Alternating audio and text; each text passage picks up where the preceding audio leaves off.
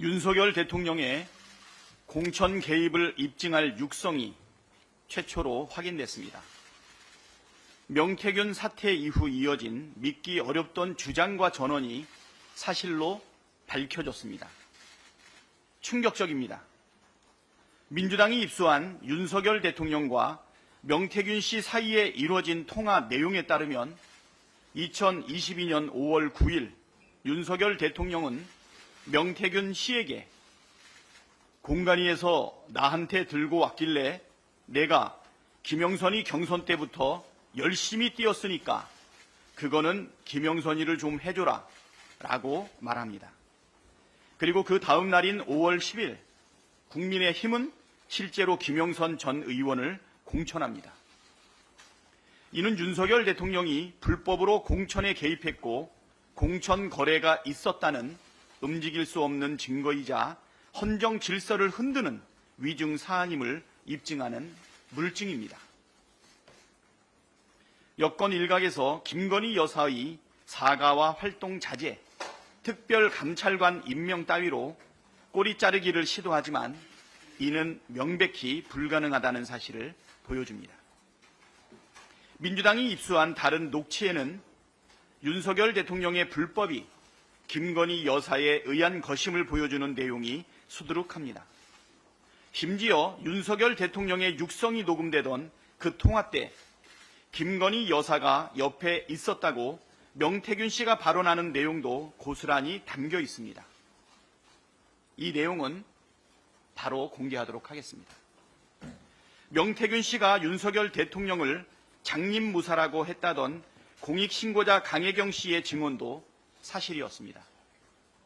민주당이 입수한 녹취에서 명 씨는 분명하게 윤석열 대통령을 장님무사라 했습니다.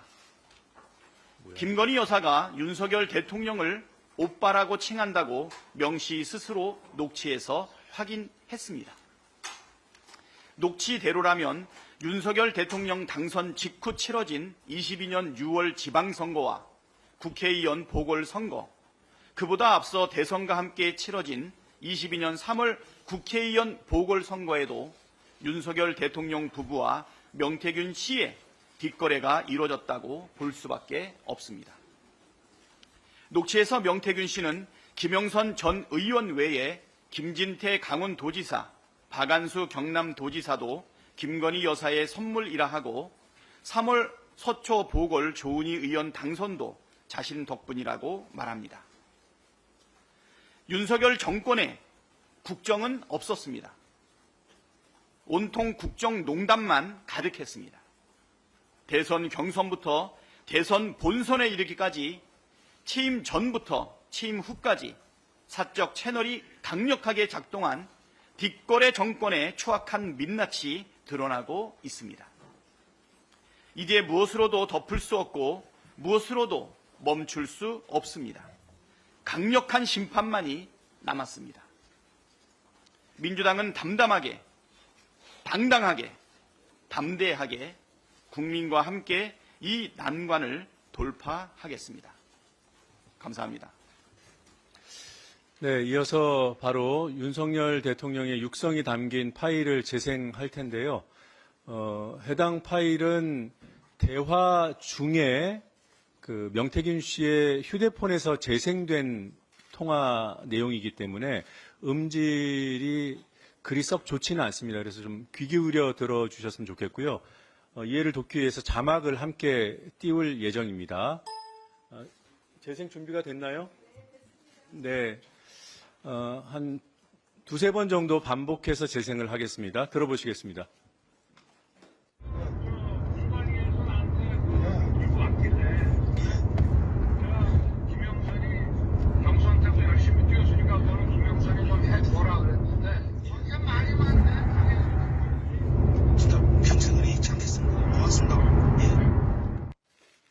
네, 그리고 이 대화에서 명태균 씨는 그 당시 통화, 여러분들 아시겠지만 저 통화는 2022년 5월 9일 통화 내용입니다.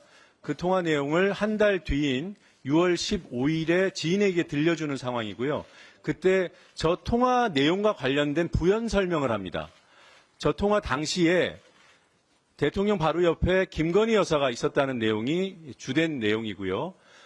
그리고 대화 내용 보면은 뭐 당에서 말이 많다 뭐 이런 얘기들에 대한 그런 부연들, 그리고 저 대화가 명태균 씨와 대통령 사이에 이루어진 대화지만 사실은 김건희 여사에게 윤석열 대통령이 이른바 보고하는 그러한 본질을 가지고 있다라고 명태균 씨가 그 당시에 주장을 했습니다. 해당 내용을 들어보시고 다시 또 전 녹취를 들려드릴 예정이니까요. 한번 차분히 들어보시기 바랍니다. 45초짜리 녹취 재생하겠습니다. 지 마누라가 옆에서 아니 오빠 명 선생님 그거 처리 안 했어? 명 선생님이 이렇게 아침에 이래 놀라셔가지고 전화 오게끔 만든 이게 오빠 이거 오빠 대통령으로 자격 있는 거야? 그리고 처음에 무슨 말이 많은지 뭐 나는 했다 나는 분명히 했다라고 마누라 보고 얘기하는 거야. 그 장관 한참 뭐 한참 아무것도 모르는 거 이거 한치나 저거 한치나 저거 한치나 안 한 거야. 그 마누라 앞에서 했다고 변명하는 거야. 내가 평생 의뢰 입장 됐습니다. 하니까 알았어 내가 지금 됐지? 지 마누라한테 그 말이야. 마누라가 딱 옆에서 그리고 바로 끊자마자 마누라 전화 왔어. 선생님 윤상현이한테 전화했습니다. 보안 유지하시고 내일 취임식에 꼭 오십시오.